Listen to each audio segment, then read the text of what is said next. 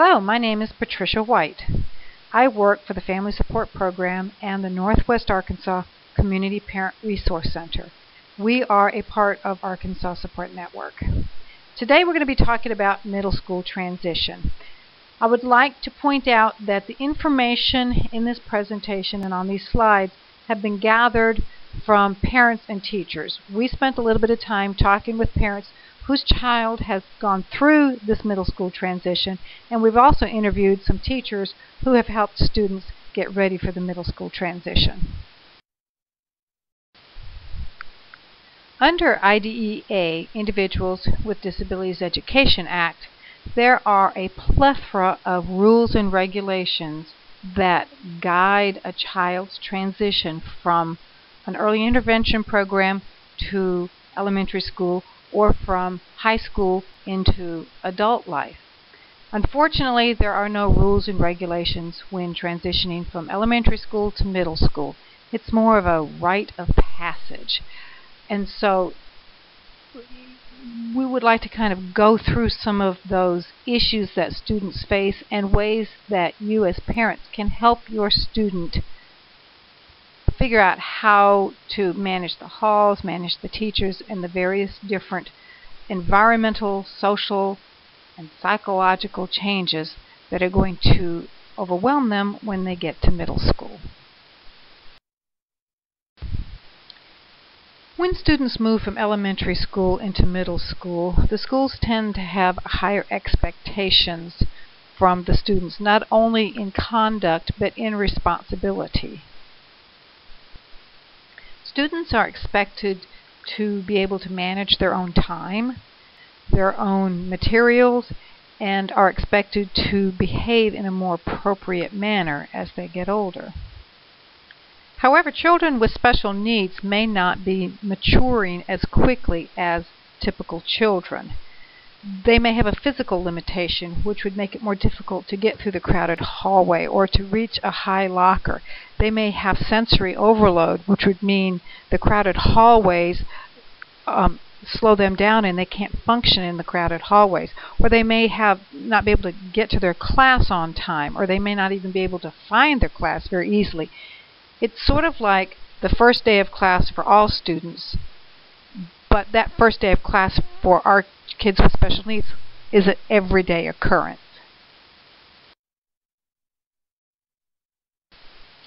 One of the differences that you will find between elementary school and middle school is structure.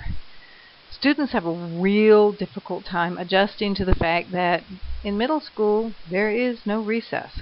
They're used to getting out and running and playing for a little while every day. You don't get to do that in middle school. You also have a lot of teachers, crowded hallways. In some of your larger communities, you may have several different elementary schools that are pooling into one middle school, so you may have larger classes and more students in the hallway. And quite often, lunch is handled differently. And we're going to discuss some of these differences in upcoming slides. Because students are often moving from class to class in middle schools, many middle schools have lockers. This means that a student must get from one classroom, get to their locker, break into the locker, get out the appropriate materials for the next class, and get to the next class before the bell rings. For students with special needs, this sometimes is a bit of a challenge. So here are some suggestions that we have for making that a little bit easier.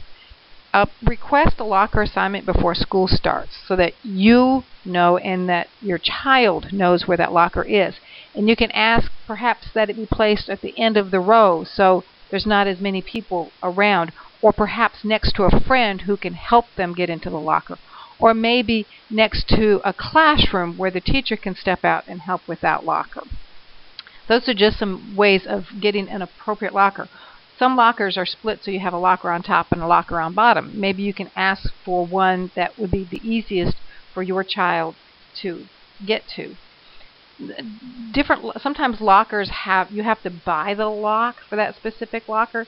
So buy a combination lock that is going to be the easiest for your child to manipulate, and have them practice working on that lock before school starts so that they get used to manipulating it. put something on the outside of your of the locker to make it a little bit easier for your student to locate it. On the inside of the locker, on the inside of the door, you can post a schedule in the locker.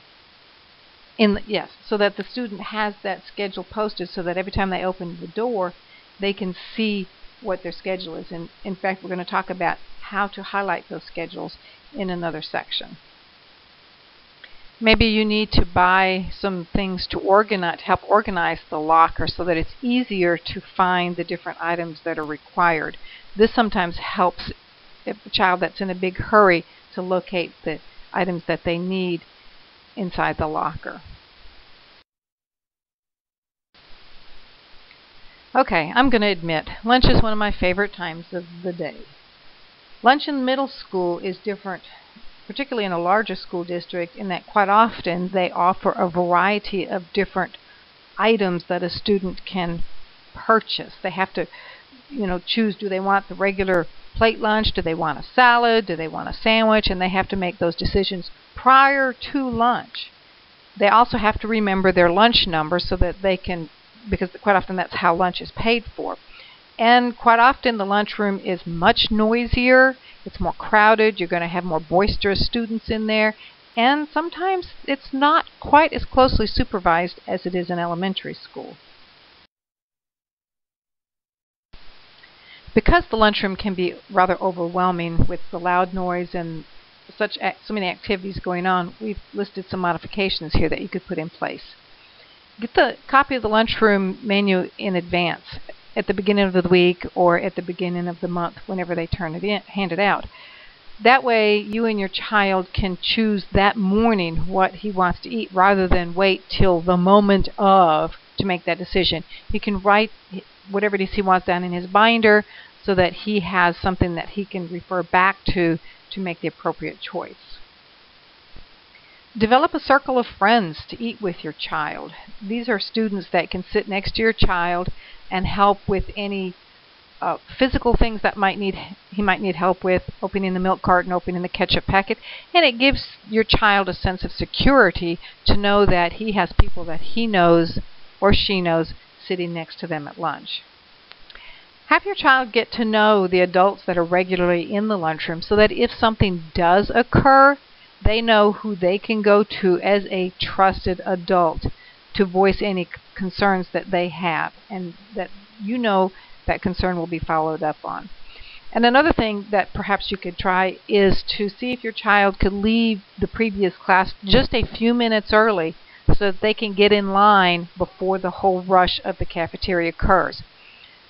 And then they can get to you assign a seat, perhaps at the end of the row so they're not quite so overwhelmed by people completely surrounding them. In one meeting that I went to, we actually had the students sit at the end of the row next to the stage. There was a stage in the cafeteria. And that way, nobody else would be around the student, but that was where the teachers constantly walked so that they could keep an eye on the student. As our children get older, the academic part of education becomes more complicated and more difficult. And so the next few slides, we're going to look at some of the changes that occur on the academic side of middle school. In elementary school, most of the time the students stay with the same teacher in the same classroom for most of the day. In middle school, the students move from classroom to classroom. They make it go from math classroom to the English classroom to PE to the lunchroom to science, etc., etc. In larger school districts, the schools are divided up into pods or teams. So basically you may stay with the same group of students as you move from classroom to classroom, which makes it a little bit easier. In junior highs, where they go who knows where all over the entire school. Some schools use what's called a block schedule, where you may have 3 classes on Monday and 3 different classes on Tuesday, so you're not following the same schedule every day. Or they may have some days that you go to PE and another day that you go to art, or various different things like that. So that makes it a little bit even more complicated for a student to be able to keep up with what their schedule is. And then because you have all these class changes, there's going to be more noise. You're going to have chimes or bells or something like that to announce when you change from class to class. So a student needs to be aware of what those bells and chimes means and understand that you could definitely get to school late or be tardy if you get to a classroom late. And then also you have a multitude of different teachers or professionals that you have to deal with throughout the day and communicate with, and they all have different ideas and attitudes on the way schoolwork is to be done.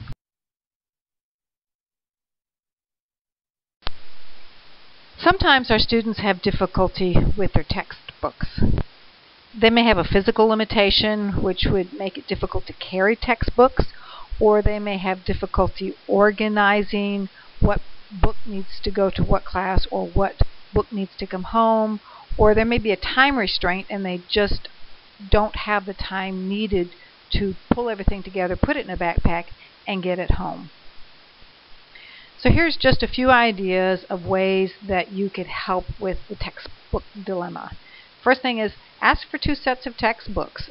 Have one set at school that they can use in the classrooms, and then have a set of textbooks, identical textbooks, that they can have at home. This would eliminate that need to figure out what books need to come home, or the child comes home, they have homework in math, but they didn't bring their math book with them because they didn't have the organizational skills needed to get those math books home. Another option is to ask the teachers in the different classrooms to highlight certain information in some of the textbooks. That way you as a parent know what information is important so that you can work a little harder on that information with your student. Some textbooks can be put on iPads or tablets, and instead of carrying all 60,000 books that they have to carry around, they carry around one tablet and they have access to those textbooks on the iPads or the tablets. This is, with the advent of these tablets, this is becoming more and more frequent in the classrooms. As a child gets older, they tend to end up with more homework assignments and more difficult assignments. And organizational skills may not be this child's top priority. Here are some ideas of things that parents can do to help organize their children's schoolwork. Instead of having everything in one binder, which then makes the child have to hunt through the various different sections of the binder, have several different types of binders, several different colors, or binders with several different types of pictures, so that each classroom has a different binder that goes along with it.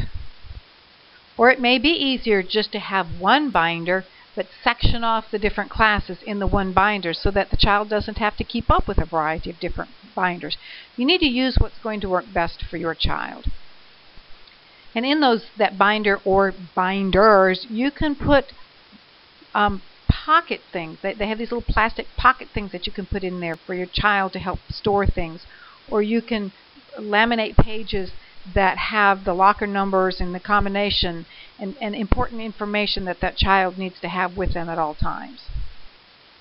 Be sure to put a copy of the schedule in the binder or in each binder so your child has that schedule available to them at their fingertips at all times. In some schools, there may be a different schedule for each week or on a different day, so make sure that you have those schedules in there. Highlight the different parts of the schedule. Math may be red, English may be green, or the different day schedules may be a little different, because one day they may have to go to PE and another day they may have to go to art instead of PE. So highlight or use tabs or color coordinate or however you want to do it so that it makes it easier for the child to read that schedule. Under Arkansas law, children are required to have so many hours of PE throughout their education. Once a child leaves elementary school, sometimes the kids are required to wear uniforms for PE. It may be a store-bought uniform that everybody has to wear the same type, or it could just be a spare change of clothes from home. The reason for this typically is that as children get older and their bodies mature, they tend to sweat a little more and there's a bit of a body odor going on during PE, and so they want the kids to be able to change into clean clothes and not carry that stench to the classroom. So a few hints to keep in mind if your child does have to wear some type of uniform or change of clothes for PE is put your child's name in the clothes. They're all in the locker room changing clothes at the same time, and so in order to prevent clothes from being lost, just put their name in it. Also, remind your child to bring those clothes home at the end of every week because they need to be washed. Otherwise, those clothes will start standing up all by themselves. If your child has difficulty remembering to bring the clothes home at the end of the week, then that's something that you can work out with either the PE teacher or perhaps a buddy in the same PE class that can help your child put those clothes in the backpack. For some children, changing clothes is rather difficult, and sometimes you can get it worked into the IEP that they don't have to change clothes, that they can just wear their regular clothes during PE. This works particularly if your child is not going to be exercising a whole lot and isn't going to work up a sweat. A few other ideas that we have are you can request a private changing space for your child, particularly if they have some physical disabilities, getting dressed and undressed. It makes them a little less conspicuous. Or if you have a female and she has some female issues that she's having to deal with during this time, having a private changing space can help that. Or request first your PE to be either the first period or the last period, which would then cut down on that need for one of the changes. They could come to school wearing their PE clothes, or if it's at the end of the day, wear their PE clothes home. If they're okay with changing clothes but need a little extra time, perhaps you can ask that your child leave the previous class just a few minutes early so that they can get to the locker room and have the time that they need to change into their PE clothes. And in situations where your child may not be able to handle regular PE class, you might ask for adapted PE classes. They're typically a smaller class.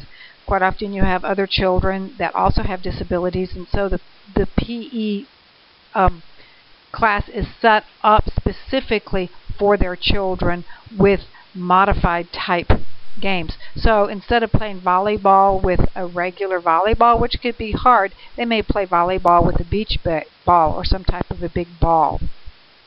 Or balloons even. This slide contains a few other ideas of things that we've come up with that can help your child get through the school day. Sometimes hallways can be very, very crowded and can be very overwhelming and overstimulating, and so sometimes talk to the teacher to see if your student can perhaps leave the classroom just a couple of minutes before the bell rings so that they can get into the hallway before the hallway becomes crowded with students. That will allow them a chance to get to their locker and get through their locker combination without having all that extra stimuli bothering them. Try to get a copy of the schedule of your student before school starts, and that way you can review the schedule. You could even take them up to the school and walk through the schedule in the school building with them, with the understanding that sometimes at the last minute classrooms change. But by walking your student through the school and showing them what the school looks like and going through that schedule before school starts, while the halls are still empty, it cuts down on some of the confusion when all of a sudden the halls are filled up with students. They don't have to worry about where they're going. They just have to worry about who they're going to bump into. Assign an adult as a go-to person so that if the student is struggling, if the student gets lost, or if they're being bullied or anything like that, this is one person in the school that they can go to and talk to without any fear of recrimination or distress or anything like that. This is their adult friend at the school that they can talk to. And then make sure you know who that person is. And another idea that we're seeing more and more frequently, particularly if students have difficulty getting homework home, and my child was one of those children, ask if the teachers can email the homework home. Some schools have websites that show what homework is due when, so make sure that you have access, can get onto that website and find out what type of homework your student has. As children enter middle school, their whole social structure tends to change. They start to recognize social order, peer groups, and they start becoming more independent and wanting to make more independent choices. They start learning more social skills, such as how to engage with their peers, how to interact with their friends, and how to make new friends. Kids start understanding more social cues. What does that body language mean? What does that facial expression mean? And they start to express more of their individualization. In clothing, they want specific school supplies. They don't want to wear that green dress. They don't want that My Little Pony notebook or backpack or anything like that. They start to grow up, and they don't want to look odd or set apart from their friends. In elementary school, kids don't recognize the differences in people as readily. Everybody in elementary school sits down on the carpet and has milk and cookies every afternoon. When kids get to middle school, they start to recognize those differences. They want to fit in. They want to be a part of groups that have similar likes and interests. They want to be towards the top of that social chain. With middle school comes the formation of cliques and peer groups and peer pressure. They have that need to fit in to whatever group they're associating themselves with. Because children are starting to become more independent and show a more unique personality, middle school is where you tend to find peer pressure and cliques. Peer pressure is when individuals of the same age or similar age try to influence how a person acts or how they behave. Sometimes peer pressure can be positive in that perhaps your child's friend may be encouraging them to get their homework done or to come to study hall or to attend a good youth activity or something. Sometimes peer pressure can be negative. Let me see if you can step out in front of that car, or can you steal that candy bar from the store without being caught? Cliques tend to be more discriminatory. That's when certain people with certain interests and certain likes tend to get together and hang out together all the time. And it becomes a clique when they start to, again, discriminate and not accept other people into their group. Maybe they're not smart enough, or they don't live in the right neighborhood, or their hair color is the wrong color, or in any number of things can create different cliques. So what we want to do as parents is to empower our children to spread their wings, to learn independence, and to gain self-reliance of their own importance.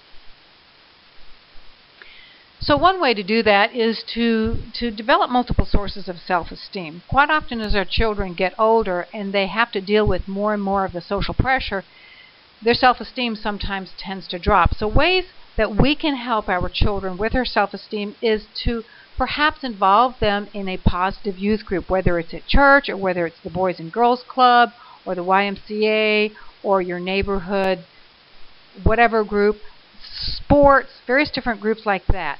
That quite often give your child a source of self-esteem. Have your child volunteer somewhere. By volunteering, you're teaching them to give to the community, and by doing so, that helps them improve their self-esteem.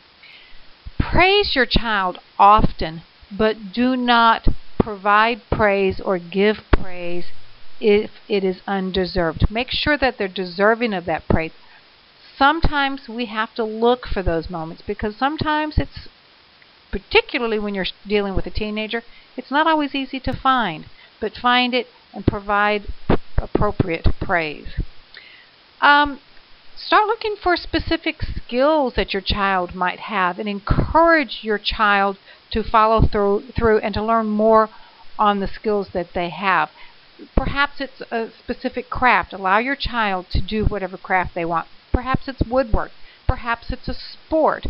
Perhaps it's writing or painting or anything like that. Try to find those skills and encourage your child to do more with those skills. As I stated before, sometimes it works at school to find that trusted adult. At school, it might be a teacher, it might be the principal, it might be the janitor or the lunchroom lady or the art teacher or a paraprofessional in another classroom or the librarian. It doesn't matter who it is, as long as it is an adult that your child will feel comfortable talking to. They can go to that adult to discuss things like, I'm behind on my homework, or someone's picking on me, or I don't like what's in the lunchroom, what can we do about it? But this gives your child somebody at the school that they can talk to and make them feel comfortable. When your child does come to you with a problem, teach your child how to deal with those problems and conflicts in a positive manner. Sometimes you can use a certain tool called Social Stories by Carol Gray, where a certain situation comes up and you can discuss, well, if this happens, then here are ways that you can deal with that situation. It may be that your child may not understand why Joe behaved the way he did, and so you can create a social story, whether it's verbal or whether you write it down, to say, Joe did this, here is how you can respond in a positive manner to whatever action it is that Joe did. Sometimes some of the conflicts that our children have don't pertain to other children, but they pertain to other adults in the school system or in the school building. And that, again, is when you can go to that other adult, but also teach your child how to respond to that adult appropriately and in a positive manner. Rather than mouthing off at that person, teach your child to say, let me think about this, or let me talk to my parent about this, or, something a little bit more positive, which will keep them out of trouble. I remember one thing that I learned when I was in high school was that arguing isn't necessarily the best answer, because some people like to argue just for the sake of arguing. And so by me arguing back, I'm just feeding the problem. I learned just to turn away and walk off, and quite often that sometimes shuts the situation down. Teach your child that everybody is unique. We are not all the same. We don't have the same likes, the same personalities, the same hair color, the same shape of a nose. We are all individual and unique, and we all have a different way of looking at things. So not everybody is always right or always wrong. Everybody looks at things differently, and it may be a cultural aspect, it may be the way they were raised, it just may be the way that person thinks and feels, but everybody is unique and individual. As it states on the slide here, bullying is any pattern of behavior by a student or even a group of students that is intended to harass, intimidate, ridicule, humiliate, or instill fear in another child or a group of children. Bullying has become prominent in the news these days. Unfortunately, we are hearing more and more stories about students that are killing themselves because they've been bullied repeatedly, and nothing has been done to stop it. Students with special needs are a huge target for bullies. They're less likely to defend themselves or even report the act of bullying to somebody who can stop it. There are signs that we as parents can look for to try to determine if our child is being bullied. Some of the suggestions are listed here on this slide, such as unexplainable injuries. So your child comes home regularly with bruises or scratches or cuts. Try to find out what's causing those. Report that to the school. Perhaps they keep losing stuff like clothes, books, personal things that they take to school. Try to find out where those things are going. Sometimes it's being taken from the child, or sometimes a bully may say, I'm going to beat you up if you don't give me whatever it is they have. If your child is sick with an unexplainable illness and they don't have any desire to go to school, those are huge warning signs, because it's a way that your child is trying to get out of attending school where the bullying is going. Changes in eating habits. Quite often a child who is being bullied will decrease the amount of food that they take in because depression sets in, and it's sometimes difficult for individuals to eat when they're depressed. Or perhaps they're not sleeping well, or they're having bad dreams. That's a good indication that they're worried about something that's going on, and you need to take some steps to find out what's going on. Perhaps your student doesn't have very many friends, or has suddenly lost the few friends that they have. This might indicate that your child is being bullied, and the few friends that they had didn't really want to hang around and be bullied themselves. Or perhaps all of a sudden they have a whole bunch of new friends, and then some of these behaviors start to occur. You have to wonder where those new friends are, what those new friends are doing. A big indication is a change in behavior. Is your child becoming more secretive or more moody? They don't, a child that was normally very talkative now stops talking to you. They're trying to hide things, or maybe they just come in and go straight to their room. Those are some really good indications that perhaps they're being bullied. As we stated earlier, if a child isn't sleeping or something like that, it could mean that they're worried. Or perhaps you notice signs of anxiousness. They start breaking out more, which does happen anyway at this time. Or all of a sudden their self-esteem plummets. They don't feel good about themselves. They start insulting themselves, or they start insulting other students or other people more frequently. Those are all indications that they're being bullied, and then they're going to bully somebody else. And that's a really big thing, is sometimes our children will start bullying other students because they think, hey, I'm being bullied, I'm going to do this to somebody else. Or, hey, these friends are bullying me, it must be a cool thing, so therefore I'm going to bully somebody else. It shows that I'm cool and I'm part of this group of people who are my friends, right? So what do you, as a parent, do if you suspect that your child is being bullied? First of all, be supportive of your child. Let them know that you're there for them and that you're going to support them in whatever's going on. Let them know that they don't deserve to be bullied. Nobody, in fact, deserves to be bullied. And that you're going to do what you can to help them, and do it in a supportive and positive manner. Talk to your child. See if you can find out what's going on. Why are the bruises coming up? Who's doing what? Who are they hanging around? Ask them about who their friends are. Get to know their friends, or get to know their parents.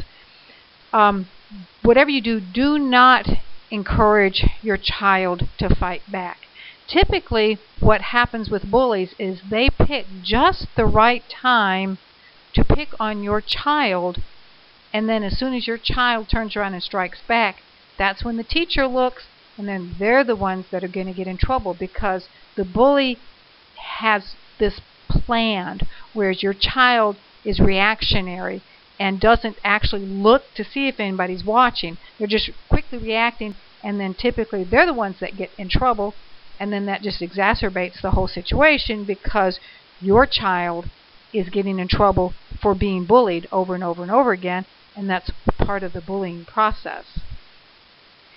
Be sure to talk with the teachers. Communicate with the school. You can do this verbally, but it's even better to do it in writing. Put your concerns in writing because, after all, if it's not written down, it didn't happen.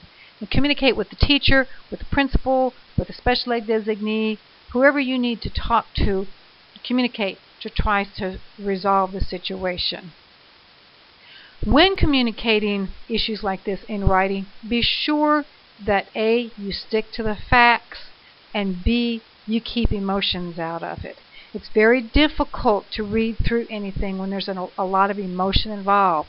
What they need is the facts. Here's what happened, here's the date and the time that it happened, here's who it involved, and here's how it affected my child.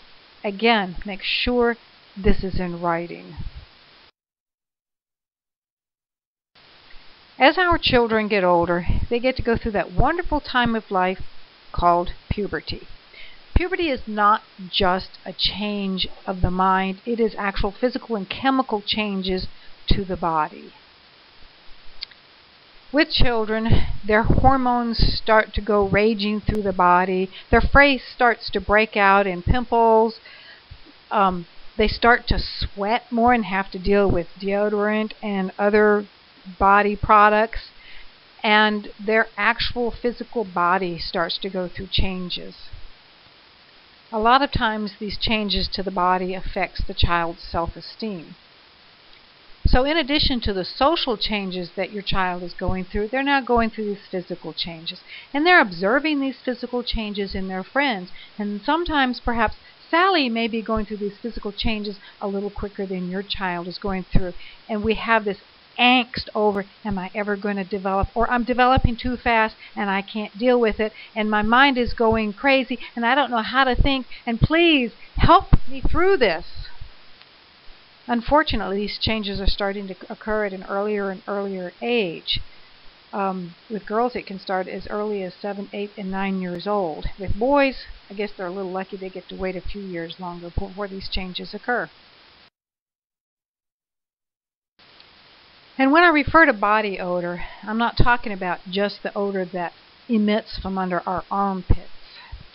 I'm referring to the odor that could come from, as in the picture, dirty socks. Perhaps our feet start to sweat a little bit more. Or for girls, sometimes with the onset of menstrual cycles, that can cause certain body odor. And these various different body odors can be very embarrassing and can cause children to be teased. It can cause low self-esteem because, after all, things are changing, and as I stated earlier, sometimes it's very difficult to learn how to deal with these changes. So here are a few things that you can do to help your child and teach your child how to deal with some of those body odor problems. First of all, make sure your child bathes every day. A good bath never hurt anybody. And encourage your child to wear clean clothes. I know some of the children, particularly children on the autism spectrum, like to wear the same clothes every day because they're comfortable. Make sure you have several pair of those comfortable clothes. Even if it's the same shirt, buy several of those shirts so at least they're clean. And if they want to wear the same shirt every day, just wash it at night. Show your child how to use deodorant and antiperspirants.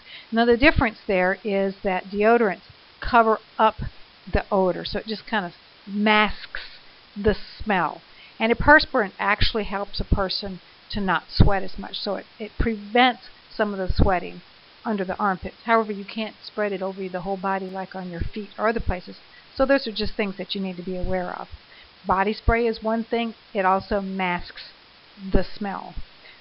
Brush your teeth every day, if not several times during the day, because again, as we get older, the bacteria in our mouth starts to change, and actually the odor from our mouth starts to change. And for female, make sure you teach your daughter appropriate menstrual cycle care. Make sure they understand the need for cleanliness and changing pads regularly. So here are some things that you can do to help relieve the stress of starting school in a new school building. Talk to the elementary school and see if they do a field trip to the middle school. Quite often elementary schools will do that.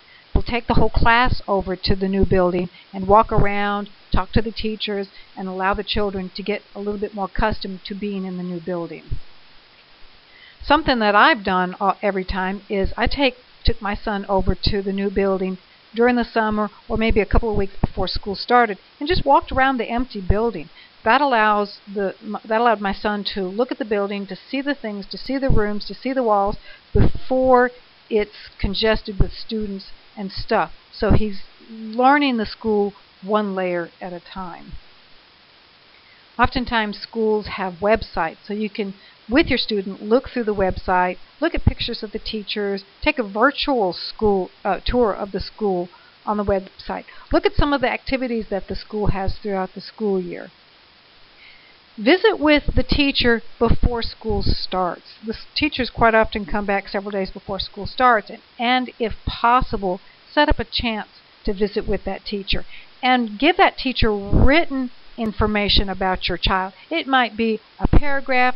Some parents make a little flyer or a little brochure that talks about, here's my son, here's some things that my son loves to do, here are some things that motivate my child, here are some things that might set my child off. It's good information, and it's in writing so that teacher has that with them all the time. What we find is that teachers are so inundated with information about students, people come and talk to them all the time, but it's hard to remember all that. And it kind of is reminiscent of the Charlie Brown show, where all they hear from the parents is wah, wah, wah, because they just can't take it in. So write it down. Draw a map of the school so that if you're any good at it, or perhaps sometimes you can pull the map off the website so that you can review that with your student. Well, here's the class that you're going to take here, and then second period you're going to go here, and sort of map it off. And you can have fun, play games with it, so like Parcheesi or something like that. And while you're doing that, you're walking through their schedule with a map of the school so that they have a better idea of how to get where they're going to go. If you have lockers with locks, again, practice operating that lock before school starts so that they're not quite so, you don't have quite that high anxiety when they're standing there and they have to get to their next class and they're trying to get their locker open and that lock done and they can't get to it. Quite often schools will send out a list of school supplies before school starts. In fact, I was at Walmart one day and all these parents are running around with these lists trying to buy school supplies. And I just snickered because I don't have a child in school anymore. Of course, that could indicate that I'm getting kind of old. And discuss the positive aspects of middle school or change in a building. Quite often our kids are terrified. They've heard stories or changes upset them. So talk about the positive aspects. Oh, we're going to have all these different clubs, and Joey's going to be at school there, or Mrs. Smith is going to be your teacher, and here are the fun things that they're going to do, and you can start band, or whatever the thing is that excites your child. Go over the positive aspects of middle school. Here are some things that parents can do to help their child throughout the school year. First, and to me I think is one of the most important things, is to communicate with the teachers. The next slide is going to give us some ideas on different ways that you can communicate with your child. And as I stated in the previous slide, explain your child's needs. Talk to the teacher. Keep in touch with them about the various different needs that your child has, and do it in writing so they have a written documentation of it. Talk to your child every day after school. Ask them questions. Oh, how was school today? What did you learn? Who did you talk to? What did you have for lunch? Who did you see? By starting that communication now, it will be easier to talk to them when they become older.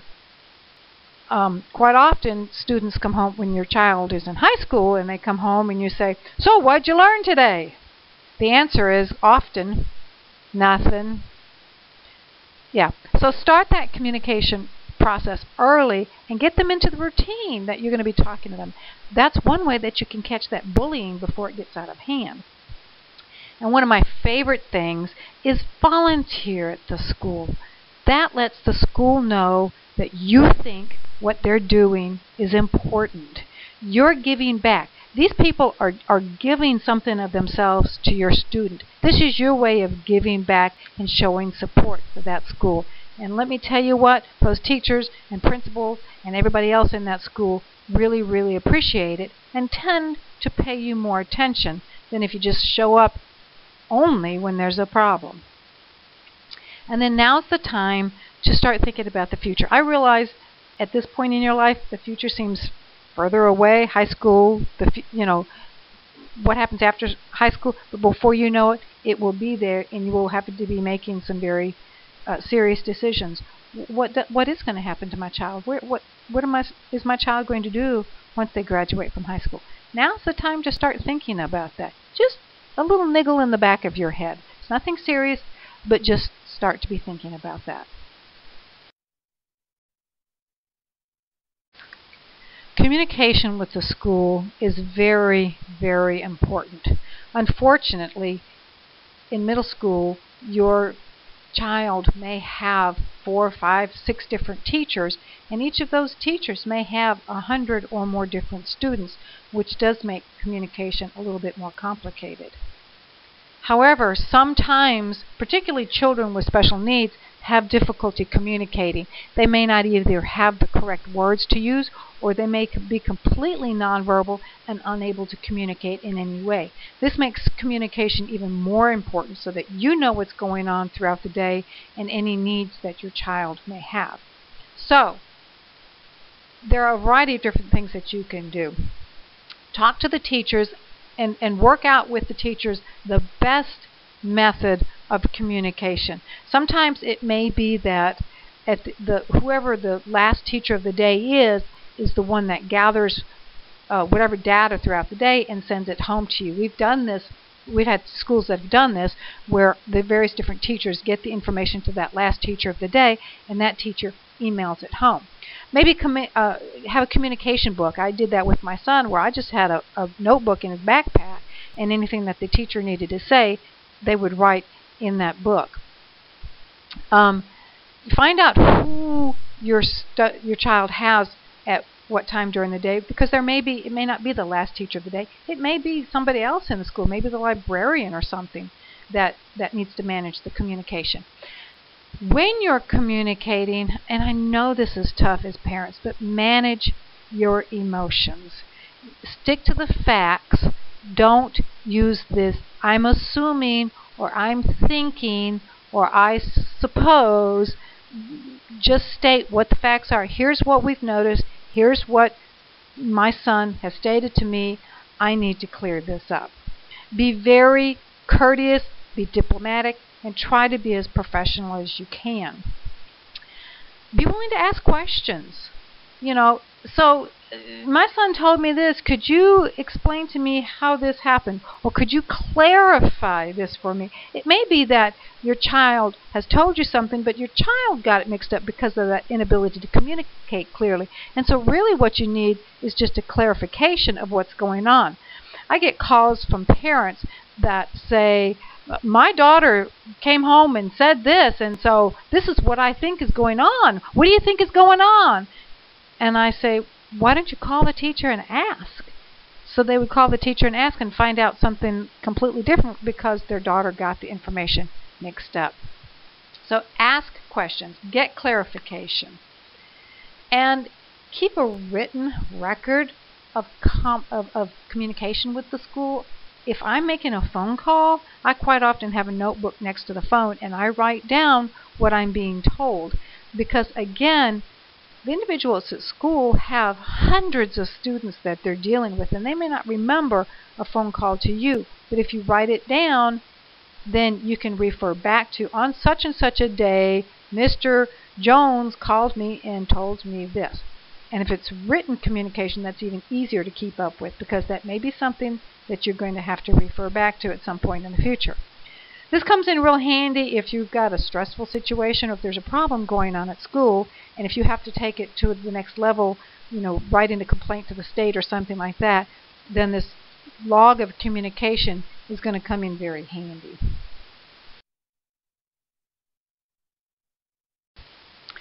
Just remember, being assertive and being aggressive are two different things. Being assertive means that you have the confidence to go into that meeting and advocate for your child's rights. You've done your homework, you've done research, you know what you're talking about, and you feel good about what you're talking about. You have that confident aura about you. When you're aggressive, you tend to go into a meeting in the attack mode. You don't know if you're necessarily right or not, but you're going to push your agenda through no matter what. You're not going to cooperate. You may stomp your foot and insist on having it your way. But when you do that, the people in the meeting tend to build up a wall, and they really don't listen to you. They tend to cut you out and don't pay you any attention. When you're assertive, you can state, here are the facts. I've done my homework. People tend to listen to you more, and they pay attention to you because they know you're willing to cooperate and that you know what you're talking about. And that's a much better way to attend a meeting. by being assertive. So go into the meetings, advocate for your child, do your homework, be assertive, and be cooperative. Again, I want to point out that the information in this presentation was gathered from parents and teachers in our local school districts. I hope that this information has been helpful. If you have any questions or comments or anything like that, please be sure to contact us. This slide gives you our contact information. I appreciate the time that you have spent with me, and I hope to see you again soon. Thank you.